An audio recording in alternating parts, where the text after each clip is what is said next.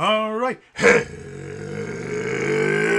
again, adventurers, and welcome to another exciting episode of my daily vlog. This is daily vlog number not two. How about 160? We're not at the 200 yet. Today I want to talk about a problem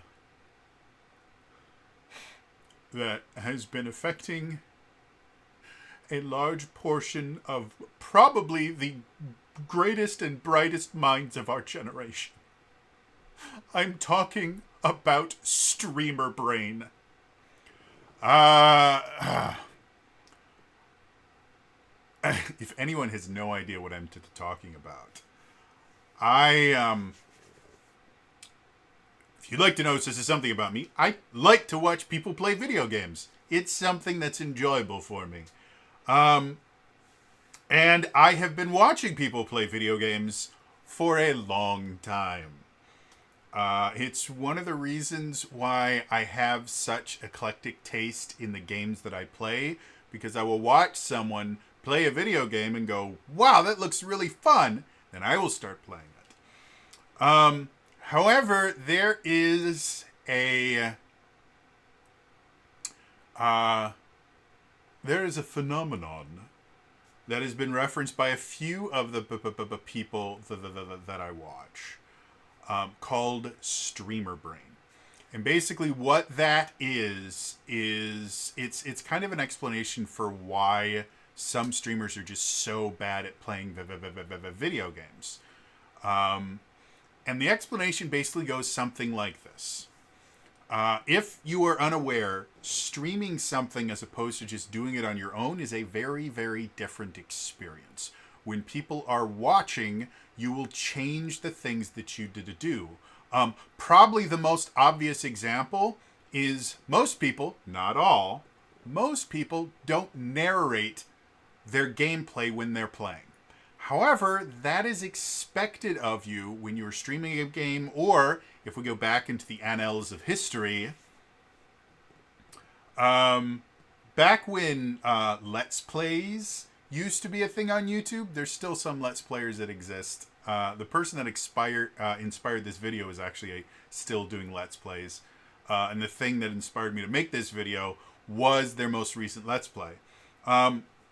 But it's just not something that you do. And because of that, because you are being watched and because you are playing differently, your focus is different as well. Probably the easiest to explain example of that is instead of 100% focusing on the game, you are, depending on the streamer, spending a minimum of half of your focus on the game and then the other half on your chat and stream numbers and all those other things.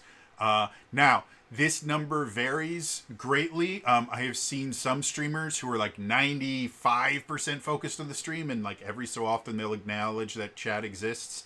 And I've seen other streamers that in the middle of the game will just stop interacting with the game and just completely interact with chat. So because of that, because you're not devoting your full focus to the game, you'll sometimes miss certain things. Or you'll start playing worse because, again, you're not focusing 100% on the game. You're doing two things at once. And there is some merit to the idea of streamer brain. That being said, and just so that everyone is aware, I have actual brain damage. I was put on some medication for a while. I was put on Valium, which I was put on generic Valium, which the chemical name is benzodiazepine. Benzodiazepine belongs to a class of medication. And by the way, I'm not a pharmacist. I'm not a doctor. I'm not anything. This is just stuff that I had to learn to keep myself alive. So the validity of it, don't take my word for anything as far as meds are concerned. Talk to someone that actually knows what they're talking about, like a doctor. Doctors are not infallible, but they should know more than I do. Specifically, and here's another thing a lot of people don't realize: if you are if you are dealing with medication in general, a general practitioner or like a lot of the doctors that work in a hospital are going to be severely less knowledgeable about your medication than a pharmacist. Now, I'm not talking about the person that sits at the register at the pharmacy. I'm talking about every time you go in for a new medication and they have your meds right there in the little bag, they go, wait a minute, you have to talk to the pharmacist. I'm talking about that person. That person went to med school and spent a lot of money on a degree that was mostly algebra and chemistry. Like, that's all they learn is algebra and chemistry, specifically stoichiometry and chemistry. You want to know why that's all they learn? Because drugs are freaking complicated, and that's all a pharmacist focus on is medications and how they interwork. So if you are ever wondering about a med and things like that, your doctor probably knows some about it. But the vast amount of the information that they know, they either have to look up in either some kind of medical textbook or some doctors do Google things, or they are told by their pharmacy rep. That's where most of their knowledge comes from. Pharmacists, on the other hand, that's all they do. So if you have questions about medications, talk to your pharmacist.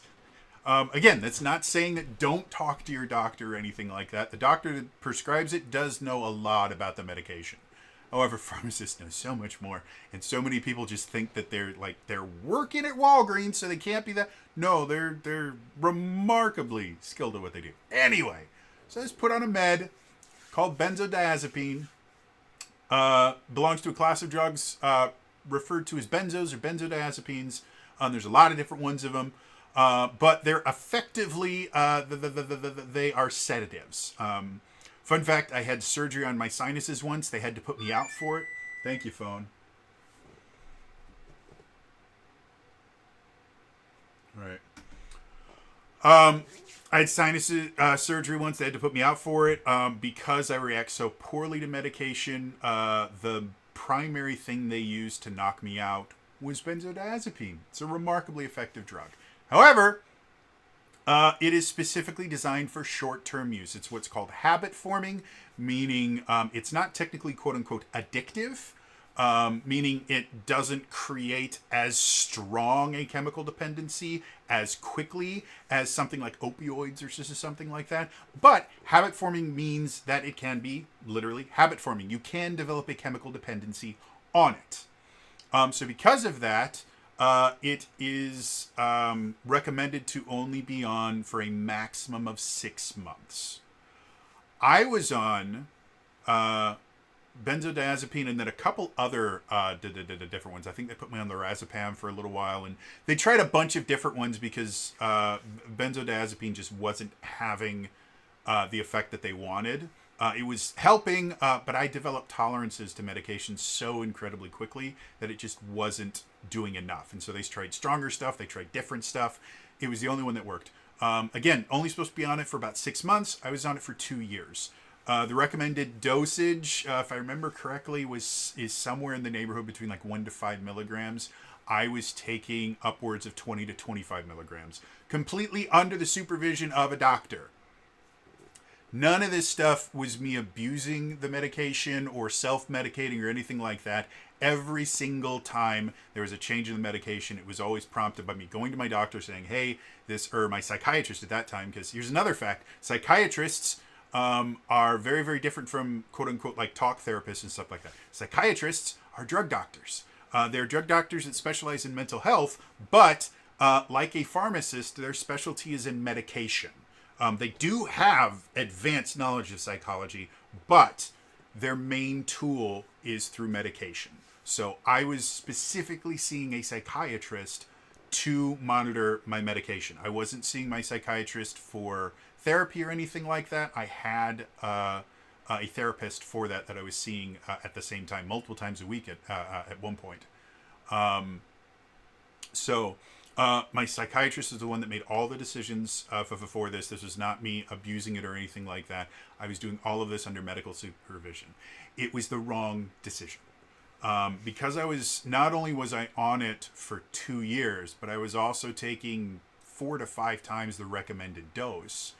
A study came out, I think, either shortly before or shortly after I was on it for a little while, that basically showed that being on benzos for more than 6 months causes brain damage. It actually causes your brain to shrink. Now, I've not seen if this particular study has been followed up on because I believe all the people that they were dealing with, again, they only saw them for like a couple years or something like that. So the study itself was not able to figure out if this brain shrinkage, which is a very, very bad thing. Your brain should be constantly growing. If it starts shrinking, something's very wrong. They have no idea, or the study was not able to see if that damage after you were off the benzos would ever get better. So I have no idea if I have permanent brain damage from this medication. And my psychiatrist no longer practices. Never sued them, never brought up malpractice, nothing like that. To my understanding, they were doing the best they could with a really, really messed up situation, which is my brain. Most of the medication that they normally use to treat my conditions will literally kill me, so there was literally nothing else they could do to try and help me. The other fun fact about benzos is because they are habit forming, you eventually can create a chemical dependency on them. That's what quote unquote addiction is. They have extremely serious side effects like strokes, seizures, and death. And the unique thing specifically about benzos is those side effects. And there's a bunch of other ones too, like brain fog and memory problems, all these other things. The fun fact about benzo side effects or withdrawal effects is they don't always go away. Most things, once you have the chemical completely out of your body and the chemical dependency is broken, you finally get out of it. The withdrawal effects are gone. And it can be very dangerous. Withdrawal can do horrible, horrible things to you. I believe it can kill you if it's done, depending on what you're withdrawing from and how bad the withdrawal effects are. It can be very, very, very, very bad for you, which is why when I got off my benzos, I was under the supervision of a team of doctors that were watching me very, very closely. But the unique thing about benzos is the withdrawal symptoms don't go away. Once you get them, they can last for years or the rest of your life. They don't know why. Another fun fact about medication, we don't know why most of the meds we use work. We just know what they do.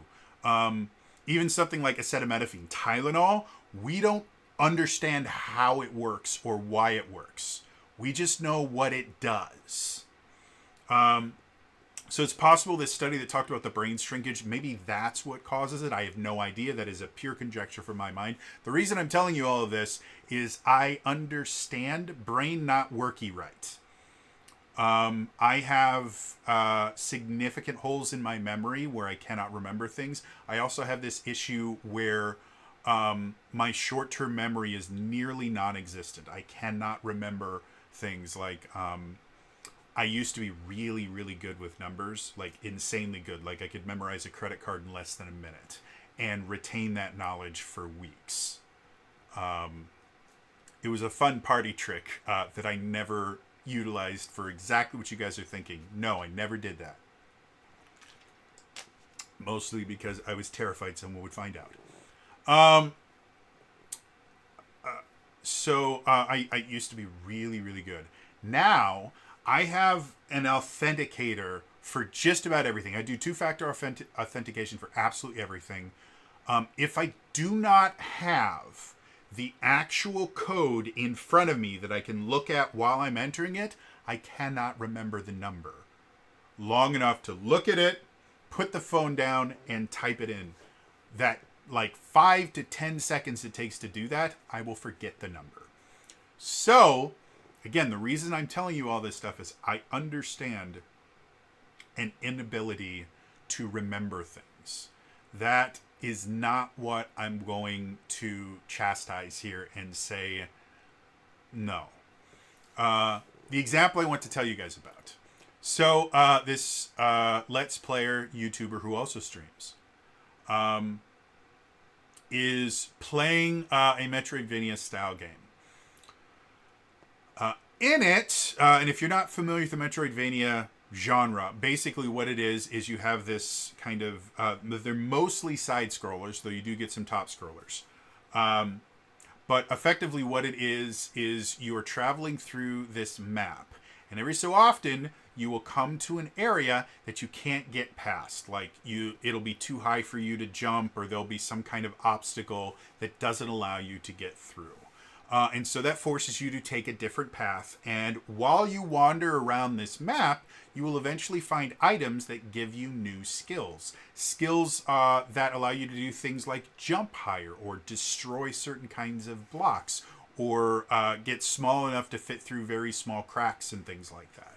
And that's how the Metroidvania kind of guides you through the adventure. It's technically quote-unquote non-linear, because you are not just following a set path. You are required to kind of explore to figure out where you're supposed to go. And they don't actually tell you what direction they do. They just block off everything except the path that's going to get you towards progress. So it's technically non-linear, but it still can end up being very, very linear. So this Let's Player is playing this Metroidvania. And in the very beginning, he's walking through and he sees a power-up that he later finds out is a health power-up. Just makes it so that he can take more damage before he dies. He goes, ooh, I want that, but it's in this really, really tiny area that he can't get to. Okay, I guess I'll be able to get that later, which is what anybody that plays Metroidvanias will understand and do. This particular Let's Player likes to think that they are this amazing speedrunner. And so they will try to do all of these little hacks and things to try and like glitch their way in. And then we'll decide, oh, I guess I should wait until I have the actual ability. So sure enough, they go forward about 3 screens, find a save point. Then they go off and they find this ability that allows them to break some blocks, lets them go to a different section of the castle, and they find an ability that lets them slide, which allows them to get into tiny little places. Then they immediately die and they're brought back to the save point that is 3 rooms away from the item that they wanted. And at this point they exclaim loudly, damn, I need some more health. Anyone with half a brain would go, wait a minute, I just saw health. And it was right over here. And it's also labeled on the map with a big old dot. So what does the Let's Player do? Goes the exact other direction and keeps going until, boom, they find another power-up that lets them do cool things and then dies again. And it brings them back to this place. Damn, I really wish I could have more health. They spent probably about 15 minutes going everywhere except the one place that would give them more health. And this is something that this particular Let's Player does constantly, where they will either forget things that are very, very recent. Like, again, I have a really, really bad memory, specifically with numbers. But even I could remember 5 minutes later that, oh yeah, there was a thing back here. And another thing that happened during the same gameplay thing is there is an NPC that they find that is just spouting off random phrases like, when you get these items, you have to equip them at a save point. Oh, there's a save point right below this room. The Let's Player simply ignores that because they're telling jokes and they're being edgy and they don't read text. And therefore they keep dying repeatedly and keep just ignoring this idea that that is there. Going to the comments, because I'm an incredibly polite and refined young gentleman, I type into the comments, so how many episodes until he realizes that he missed an HP up item literally a couple squares away from the save point that he keeps getting returned to? Got a few likes for it. I got a chuckle from it. It was really funny. But then further on in the comments, not as a reply to mine, but people were talking about, man, streamer brain is real. And I don't think that's streamer brain. I think that is a completely different situation that a lot of people just seem to not realize is a really, really big problem nowadays. And that is just a complete inability to use critical thinking skills. And so, yes, it has taken me over 20 minutes to get to the actual point of this video. And that is, holy fucking gobstoppers. How does nobody have any ability to critically think anymore? And I'm specifically applying this to video games and tabletop games. I am a huge believer in the idea that puzzles in general are a lot of fun in tabletop RPGs if you put them in correctly. And while like your straight up like puzzle encounter kind of things are great, don't get me wrong, I really enjoy kind of mystery style puzzles that basically require the party to go around and collect information, kind of piece together what's actually going on, because they have either been lied to intentionally by one of the NPCs that has told them something, or they're in a situation where something is happening that the greater population is not aware of. And for me, that makes really fun, a really fun experience as a player and as a DM, to kind of come up with ways to give them some of the information, but not blatantly just tell them, oh yes, this is what it is. And then watch the players kind of work themselves through it. And I am blessed with the fact that the parties that I run are remarkably intelligent compared to a lot of other people that I've seen. And some of the people that I used to deal with in the Adventurers League. In the fact that, for the most part, when I present them with a puzzle, they will treat it like a puzzle and not treat it like, well, I have this square peg in this round hole. If I hit it hard enough, I can force it through the round hole. And that's what I mean by kind of a lack of critical thinking.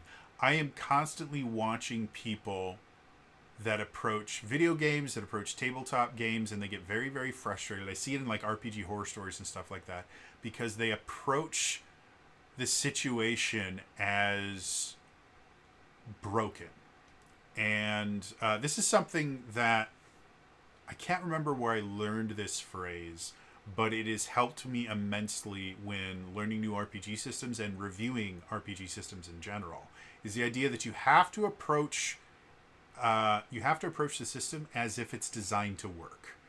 And that phrase in and of itself sounds weird. It's like, wait, you have to approach something like it's designed to work. Why wouldn't it be designed to work? And yes, that's a valid question, but so many people approach, and I see it a lot in tabletop RPGs, and I see it even more in Let's Players. They approach the situation and go, well, obviously this is broken, and there's no way to do this. Or obviously the designers created a bad game. And that is the approach that they start with. And from that point on, if you start from the position that this is already broken, you can't figure out how to fix it, because you've just come to the decision that it's already broken. And then all you do is you make it more broken by starting from that incorrect supposition and continuing further down the line. Anytime you approach a situation where something happens that you don't understand, which again is extremely common when you're going into a kind of mystery style tabletop RPG, you have to approach the situation as, okay, this is designed to work. This is designed that everything makes sense. The fact that I don't understand it and it doesn't make sense to me means I have to be missing something. So let's look at how this is supposed to work and then kind of reverse engineer it back to where is the break? Where is the thing that, in my understanding, shouldn't work, but however this is designed to work is working? Because as soon as we find out that place where my understanding and the reality are not the same, that's where we can figure out, okay, which one of these is wrong? Do I not understand the problem? Do I have a wrong supposition? Have I been given incorrect information? Or is the reality that I'm seeing not real? Am I seeing some sort of optical illusion? Have I been intentionally misled to view something as one thing when it's actually another? Is there actually some sort of magic, and when we're talking about tabletop RPGs, is there some sort of magic or technology that is being utilized to create the illusion that this is real when in fact it is not? And that is what critical thinking is. And it just frustrates me so much to watch very intelligent people just start with a supposition of, well, I can't be the problem, so this must obviously be broken, and then just screw themselves over again and again and again and again and again and again and again. And for someone that was educated in the public education system in the U.S., which was not great, folks. I was extremely lucky that, in addition to the absolute shithole teachers that I had, I also had some phenomenally skilled and inventive to the teachers that inspired me to become the person that I am today. Remarkably enough, a large majority of those teachers were music teachers, and it's something that I will preach until my dying day. Music education, whether it is singing, whether it is instrumental, whether it's just learning music theory and stuff like that. Music education, and the arts in general, but particularly music education, is essential for students not only to excel in their studies, but to also excel in their lives.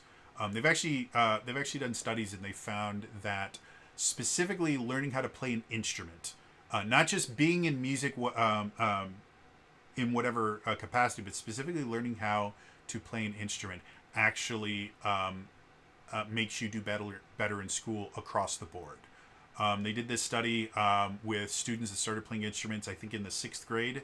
And if a student played an instrument starting in the 6th grade and made it all the way up to freshman year, then they stopped playing, their grades were about 11% higher than their classmates that didn't do that. If they stayed all the way through senior year, they were something like 22 or 26%. I can't remember the exact number because this is 20 years ago. Higher than the rest of their group. The rest of their peers group that didn't play an instrument. Playing an instrument forces you to learn not only good study habits, but it actually forces you to learn how to learn. And it has been one of the most useful things that I learned in my entire life, was learning how to play an instrument, because I learned how to push myself. I learned how to gauge my own understanding of the things. I learned what techniques work best for me. And I also learned how to dissect things into what makes sense to me in order for me to learn them. And I've used that in literally every other field that I've ever been involved in, whether it was business management, whether it was sales, whether it's tabletop RPGs or YouTube. It all goes back to me spending 3 or 4 hours a day going ba ba ba ba ba ba ba ba on my crappy little alto saxophone, which I apologize for how that sounded on your ears. On my crappy little alto saxophone until I could play my scales correctly. It was weird. When I was in 7th grade, I was expected to play 8 different scales memorized on my instrument and do the entire chromatic series from the bottom of the instrument all the way to the top. When I got to high school, I was expected to be able to read, as in they would put the notes in front of me and I just had to play them as I was reading them. I think it was 5 scales. Didn't have to memorize any of them, and chromatics was a bonus. I had a phenomenal teacher when I was in middle school. Mr. A, if you're still out there somewhere, you're awesome, dude. So anyway, getting back to tabletop RPGs and Let's Plays and stuff like that. I get sacrificing your focus from one thing exclusively to trying to do 2 things at once can be extremely detrimental. Again, I do that. I run tabletop RPGs while interacting with chat. And there are some times when I basically have to tell the players, hey, I'm really sorry, can you say that one more time? I was doing 2 other things. However, simply because you are attempting to split your focus between 2 different things at the same time does not justify you doing both of them really, really poorly. If that is the career field that you have decided to go into that requires you to split your focus, which there are a lot of career fields that require that, playing an instrument requires that. Because in addition to focusing on the music and playing it, you also have to be aware of everything else that's going on around you and the director. If you're playing in an ensemble that actually requires a director. I did a lot of jazz, and here's the fun thing: in middle school and high school, your jazz director stays in front of the band and directs them. When you get to college or you go professional, your jazz director, the director of the band, half the time is in the band. And he's not directing shit. If you have a director that is not in the band, they will go 1, 2, 3, 4, and then they walk out of the way to let you guys play. They're only there to help run rehearsals and to keep the band kind of on task. It's not to say that jazz directors aren't amazing, wonderful people. Please don't misunderstand that. However, what's more important in a jazz band is you have to be focused on your music, but you also have to be focused on what your portion of the band is doing. Like, I was a saxophone player, so I had to be in tune and in the groove with the sax section.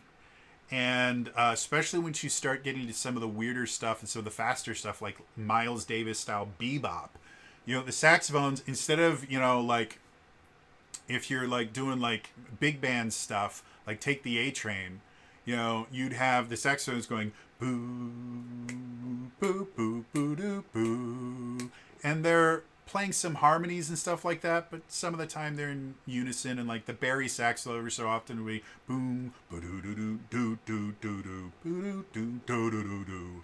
But for the most part, you're playing with your sax section. Then you get to bebop, and you're doing stuff like ba da ba ba ba ba ba da da da da da da da da da da ba.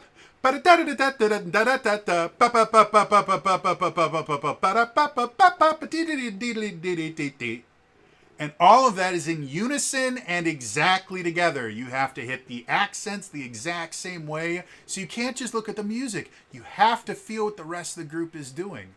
So getting back to this kind of streamer brain thing, yes, it's a real thing. I'm not saying it's not.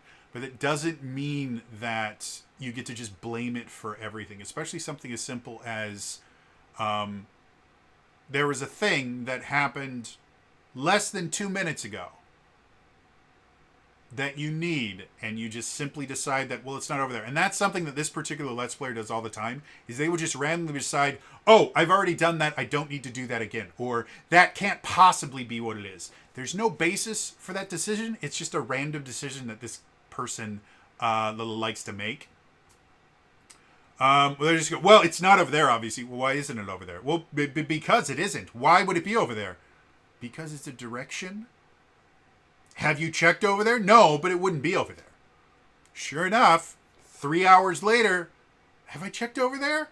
Oh, it was right there. It was literally 3 rooms away for an hour, and I didn't look for it. And again, I've seen that exact same thing happen in tabletop RPGs, where you have players that just make these arbitrary decisions and go, well, it can't be that. Why can't it be that? Well, because that wouldn't make sense. Why wouldn't it make sense? Well, because I decided it would make sense. Okay. Go ahead and do what you want. But if you spend the next 3 sessions getting more and more frustrated that nothing that you're doing is working, maybe we start looking at our suppositions and figure out which one of these things. Again, it goes back to that idea of when something doesn't make sense, you have to stop. And even if you are, streaming and you have like an audience, you can stop the game, whether it's a tabletop RPG or something else. You can stop the game and just think out loud. Go, okay, I've done this, I've done this, I've done this. Those 3 things haven't worked. Why haven't they worked? I think it's because of this. Maybe it's because of this. And you have to take a step back and actually start thinking. And there's just so many people that seem completely incapable of going, well, what if my supposition is wrong? Well, no, it can't be wrong because I made this decision and then that's what I'm going with. And I'm not wrong because I play so many video games. This is how it works in every single one of them. Okay, then sit here banging your head against a wall for 2 hours. Or you can get off your high horse, take the stick out of your ass, and realize you're not perfect. And any aspect of your thought process can be wrong for a multitude of reasons. Some of them are your fault. Bad logic, bad decision making, things like that. Those are things that entirely rely on you. There are other things that have nothing to do with you, but they could still be giving you things. Things like an unreliable narrator. If you're not familiar with that term, unreliable narrator is basically it's a literary term where you're being told a story by someone and yet the story itself is wrong because the narrator themselves is either intentionally lying to you or the narrator believes something that is not true and is just kind of giving you that information that they believe to be true but actually isn't. It's a really, really fun thing to deal with. It's actually my theory for why Thor Love and Thunder is such a weird movie is because I believe Thor Love and Thunder, because the framing device around it is Korg telling a story about Thor. I believe Thor Love and Thunder is an example of an unreliable narrator. That's why so many things, like the movie itself is so kind of campy and everything is a joke and everyone's laughing all the time. It's because Korg is telling it that way. It's that unreliable narrator. So you can have absolutely perfect logic. No, we were told this, this, and this, and so because those 3 things are true, that means this has to be true, this has to be true, and you might be 100% right on everything, but because you were dealing with an unreliable narrator that may not even know that they are an unreliable narrator, you have to go, okay, this is what should be happening. This is what is happening. Let's break this down to the point where what should be happening and what is happening is different and figure out which part is wrong. And either part can be wrong, and there's many, many different ways to figure out which one is wrong. But if you just go, well, no, I'm right, the game is broken, that's when you run into 2 issues. And I see this a lot with RPG reviewers as well, where they will look at a system and like I saw this a lot specifically with Essence 20 in the Power Rangers RPG. There's a lot of people that if you've not looked at the first printing of the Power Rangers RPG, it is not good. The book looks very pretty, don't get me wrong, it's a very, very pretty book, but there's some typos in there that shouldn't have been in there. And the more egregious part is there's a lot of rules in there that are outright wrong or are written in extremely poorly. They're just extremely poorly written. And when you read the G.I. Joe RPG core book and then eventually Transformers RPG core book, they actually improve on that. One of the biggest problems in the Power Rangers RPG is stun damage. The way that they explain stun damage in the Power Rangers RPG does not make sense in any way, shape, or form. And it sounds insanely broken. Like stun damage is the ultimate amazing boss killer damage, because not only does any time you hit someone with stun damage means that they can't do anything, it also means that if you do enough stun damage, you stun lock them to death. And that's not technically how stun damage works. Again, it's really poorly explained in the Power Rangers RPG, and even the Transformers RPG. It takes a couple readings to fully understand how stun damage works. But a lot of people took stuff like that and other aspects of the Power Rangers RPG and said, oh, it's a completely broken system and no one should play it. It's the worst system that has ever been created. It's not. But again, they're looking at the system that this is what a good system should be, and this is what the system is. They don't match up. So that means that the system itself is broken and no one should play it. If you approach it from the idea of, well, this game was designed to work, then you can look at it and go, okay, the stun system was designed to work, and if it is interpreted in this particular way, well, then the whole system breaks down. So that can't be the right answer.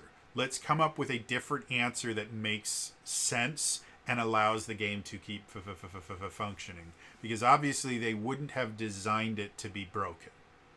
And I see this from dungeon masters all the time, where they will look at a mechanic and go, oh, well, that's totally broken. We can never use it, blah, blah, blah, blah. And they always go from this approach of either it works the way I want it to, or it's broken and the game designers are stupid. And there are some stupid game designers. Look at Gert. No, I'm kidding. There are stupid game designers, and there are game designers that are so inept at what they do that they create systems that just don't work. That being said, the vast majority of those don't work for Wizards of the Coast. Because again, Wizards of the Coast has enough money, not a ton of money, but has enough money and clout to actually hire the people that know what they're doing. It's only when they intentionally hire people that don't know what they're doing, and we won't go into that any further, that problems start arising. So, when you're a game master, when you're a dungeon master, whatever you want to call them, storyteller,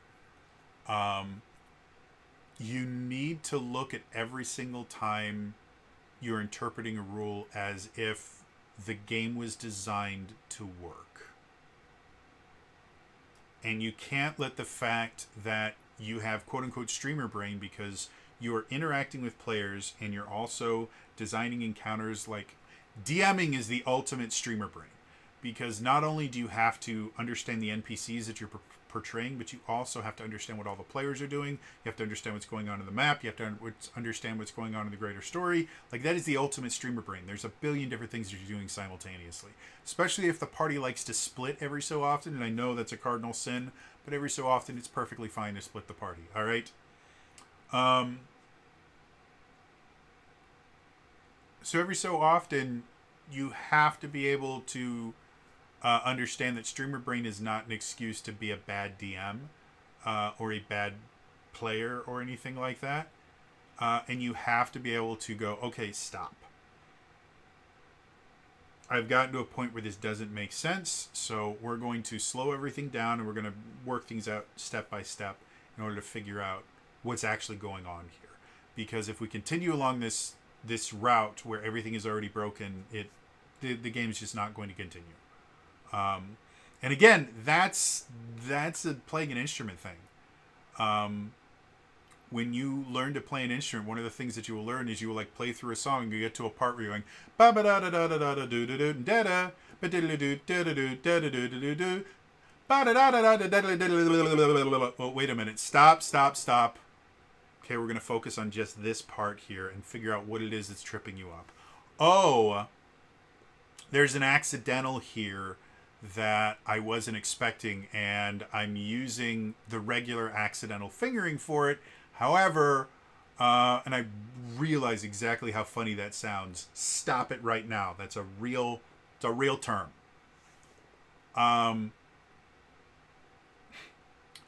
I'm using the kind of regular fingering I do for that instrument, and because it doesn't work with how fast I need to do it, I have to switch to an alternate fingering or trill fingering or something like that in order to be able to hit that note the right way.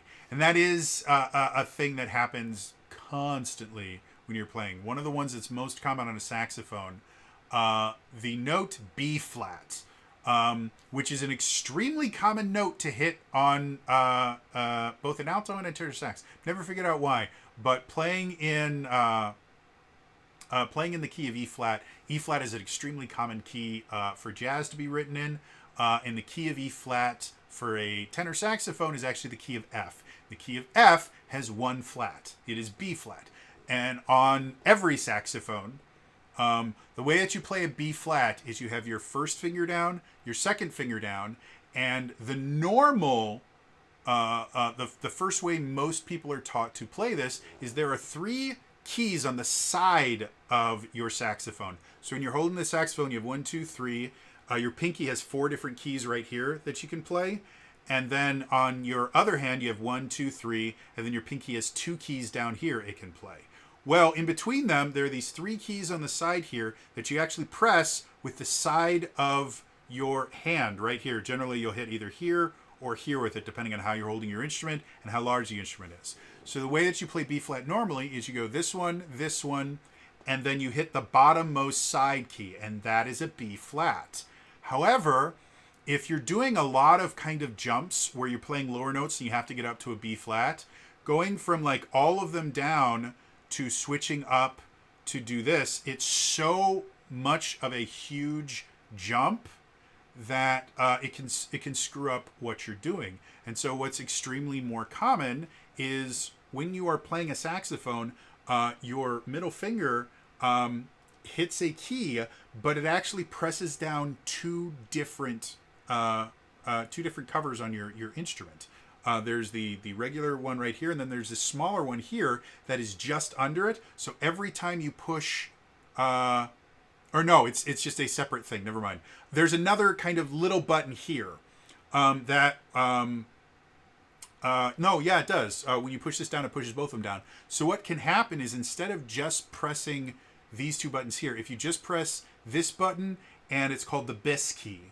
It's this tiny little key here. If you just kind of turn your finger slightly, that will actually produce the same notes as pushing these 2 and this one here. There's also another way you can do it where you push your first finger here and your first finger here. That also makes a B flat. All 3 of these are alternate fingerings. This is what's called the primary fingering up here. And then the bis key is an alternate fingering, and then 1 and 1 is an alternate fingering. And 1 and 1 tends to be a trill version of it because it's the fastest way to trill between B and B flat. And a trill is just where you go through 2 notes really, really quickly. So going is faster. If you're trilling from A to B flat, then you use the side key as your trill key. So you go do, and I've never seen anyone try to trill with a bis key. That would not be a fun thing to try. So anyway, going back to being a GM or being a player or doing Let's Plays, critical thinking, you need to be able to stop and go, hey, this doesn't make sense. And again, the default judgment of a lot of people I see is obviously this game was poorly designed and it is broken. And that's not what it is. You are beginning with a supposition that if it doesn't work the way I want it to, then it was designed by morons. You have to begin with the supposition this game was designed to work. And then go from there. If it was designed to work, then what's happening right now either has to be the intended consequence, or the intended effect of this has somehow caused an additional thing to happen. And when you start from that supposition, okay, this is designed to work, you can start to really kind of break things down and go, okay, this makes more sense. And it also means that as a GM, when you're making rulings, again, the reason that I look at the text so carefully so often is I always go from the supposition this game is designed to work. And so I always start with the text and go, this is what the text says, and these are the inferences we can make from that to the text. If this was the intended inference, then these things can happen that negate all these other things that are already in the text. So if this game was designed to work, then this inference cannot be the correct inference. Because if this is the correct inference, then this game was not designed to work, because it ruins these aspects of it. So we can just cross that one off the list. Anyway, it was something that was really frustrating me, and it happens often. And it's not just this one Let's Player. There's lots of them. A buddy of mine that I watch stream all the time, he's unbelievably intelligent. He's smarter than I am in some things. He will just sit there and bang his head against the wall instead of taking like 5 minutes to stop and go, okay, this approach is not working. Why isn't it working? Again, that whole why is more important than the what. Sitting back and going, okay, obviously this isn't working. Let's figure out why. I think it's supposed to work this way. It's not working this way. So what does that mean? Let's take a step back further. I think it's supposed to work this way because of this. Why do I think this? Oh, because it worked the way in this game. Well, it's not this game. It's this other game. It's made by a completely different company. So that's where the problem's coming from, is I think that this game should be working this way and it's not. I can't remember who it was I was watching, but somebody was playing Metroid Dread, and they were getting really, really frustrated with the wall jump mechanic. The wall jump mechanic in Metroid Dread is the easiest wall jump that has ever existed in Metroid. And the way that it works is when wall jumps were first introduced, I think it was in Super Metroid, the way that it worked is you had to spin jump against a wall, and the second the sprite hit the wall, you had to immediately press the other way, which would cause the sprite to change to make it look like it was kicking off the wall. And then in that split second, which was only a few, it was like 10 frames maybe, that you could do this jump in. And then if you push the jump at that exact time, you would jump off the wall. And if you got really good at that, you could jump up sheer surfaces and stuff like that. Like it's a speedrunning tactic that was built into the game. And there's actually a section of the game where they teach you how to do the wall jumping. So it wasn't like they broke the game or anything. It was intended to do that. In Metroid Dread, it's a very different thing. The way that you jump off of walls is you still have to spin jump into the wall, but as long as you're pressing the controller into the wall, the direction into the wall, and push the jump button, you will jump. So it no longer requires you to make that split-second change in direction to be able to jump. Probably because Metroid Dread, you can't use the controller pad for it. You have to use the joystick to move around. And moving a joystick from one extreme to the exact opposite extreme takes significantly more time than going from pushing the right button to pushing the left button on a control pad.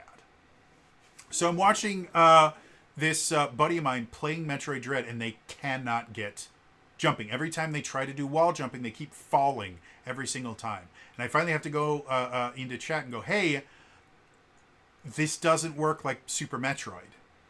Or really any other Metroid. I think the same thing happened in Metroid Fusion and Metroid Zero Mission as well. This isn't that wall jumping. You don't have to push the opposite direction to do it. And as soon as he got out of that supposition, he was amazing at it. And he had no problems whatsoever. If you get a chance, Metroid Dread is probably one of the greatest Metroidvania games that has ever been played. It is incredibly easy to control. You feel like a badass the entire time you're playing it. It's not an easy game, but it's a very intuitive game. And everything that you do just feels right. And as soon as my friend stopped using this incorrect supposition that I've played other Metroid games before, and despite the fact that the game taught me how to do this, and it taught me a different way to do it, I'm not going to use the way the game taught me to play. I'm going to use the way that I've always done it in these other games. As soon as he got rid of that supposition, he was really good at the game. But as long as he stuck firm to that, no stupid game, no stupid tutorial made for people that have never played a Metroid game before is going to change. I speed run Metroid Fusion. Thank you very much. So I don't need to know any of this stuff. I am far too smart. How many times have you heard DMs say the exact same thing? I have run D&D for 30 years. And I ran real D&D. I ran first edition and basic and second edition. I know how to calculate THAC0. I don't need to read this. I know how it works. That's a supposition. And when you start from a supposition as opposed to a fact, you're going to get things wrong every single time. And that's what critical thinking teaches you, is that you need to recognize where your biases are, and you need to recognize where you're making assumptions and suppositions. When you realize what is you assuming something and what is something that is a known fact, then you can move forward. But again, too often we see people just writing it off as the game is broken or streamer brain, and they refuse to learn. And that is what is so incredibly annoying to me. This has been a really fucked up daily vlog, and I have gone on like 27 different topics. So if anyone made it to the end, congratulations, you probably need to talk to someone. Because if you could follow that massive train of thought derailment nonsense, your brain is not okay. And that might be a good thing, because the people whose brains are okay are doing horrible, disgusting things in the world right now. So, I just wanted to rant about this. And I really, really hope somebody gets the idea that, oh wow, I didn't realize how often I just assume things and then use those assumptions to just make complete nonsense arguments. Hope somebody figures that out. Anyway, that's all for me today. I'll see you guys in the next time. All right. Bye-bye.